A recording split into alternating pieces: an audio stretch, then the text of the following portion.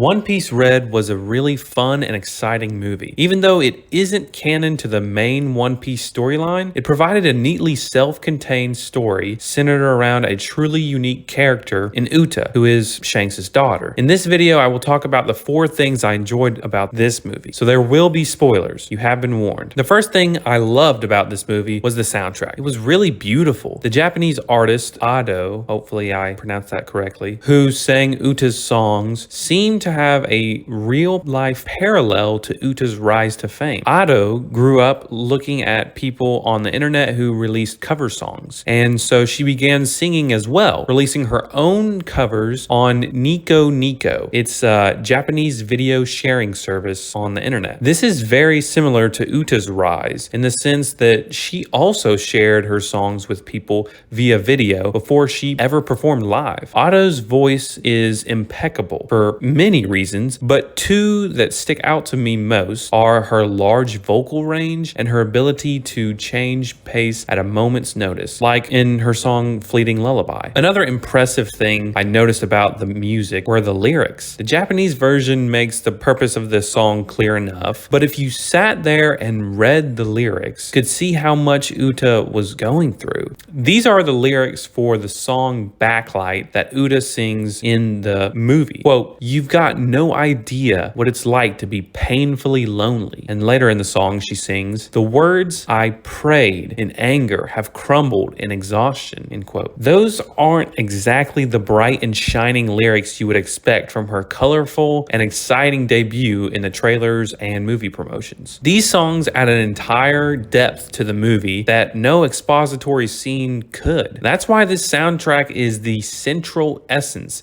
of this movie. The second thing that I loved was the conciseness. It's no surprise that Ichiro Oda can create a fantastic story, but lots of times he goes overboard, pun intended. This man has written over 1,000 chapters of manga. You know how Naruto had Shippuden after the original series? Well, apparently Oda says that we are just now getting to that Shippuden era in One Piece. So that means 1,000 episodes of One Piece were only the precursor to the main show. That's too much, which is why I haven't watched the One Piece show. I know that I will get flamed for that in the comment section, but One Piece isn't really worth watching, in my opinion. There's way too much world building and recalls and interconnectedness. I forced myself to watch through the Alabasta arc, and I couldn't watch any more after that, honestly. But I do enjoy the One Piece movies. The Z movie was spectacular, and the Strong World movie was strange, but in an intriguing way. That's why I love these One Piece movies. It's easy to watch 2 hours of a succinct plot. Oda is a great storyteller, and you don't have to sit through 50 episodes of one character's backstory. There are many times where an anime movie of a popular series will be non-canonical, and so they will do a self-contained story that doesn't necessarily change the overall timeline of the actual show. That's what One Piece Red does, but it doesn't annoy me. Have you ever seen an anime-only filler arc and wonder,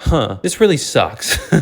It can't actually be a part of the main story. I'm looking at you, Fairy Tale, but that isn't the case for this One Piece movie. It actually has a likable character in Uta. She was all alone for so many years on an island. She finally got a chance to make the world better, but her ideology was completely whack. More on that later. One Piece Red was straight to the point, and I love that about movies. The third thing that was amazing about this movie was the heavy involvement of Shanks and his crew. Now, this might not be specific to this movie, but I really liked how Shanks played a huge role as Uta's adoptive father. He rarely shows up in the main story early on, so I was surprised that half of the runtime was dedicated to either him or his relationship to Uta. Shanks is super cool. There's not much else to say about him. I appreciate the fact that he and his crew stood up to the Marines when they were trying to kill innocent civilians trapped by Uta, but overall, I think Shanks is probably one of the best, or at least one of the most interesting characters in One Piece. And the fourth aspect that I liked about One Piece Red was the theme. Uda simply wanted the world to stop hurting. Through watching other people's videos, she learned the world was a cruel and painful place. She yearned for an era of peace and stability, but she was unsure how to provide that. Eventually, she decided to use her voice to set people free. This freedom, however, wasn't real. It was an artificial freedom in their minds. Freedom from responsibility, growth, change, and work. She was too idealistic, and she never realized that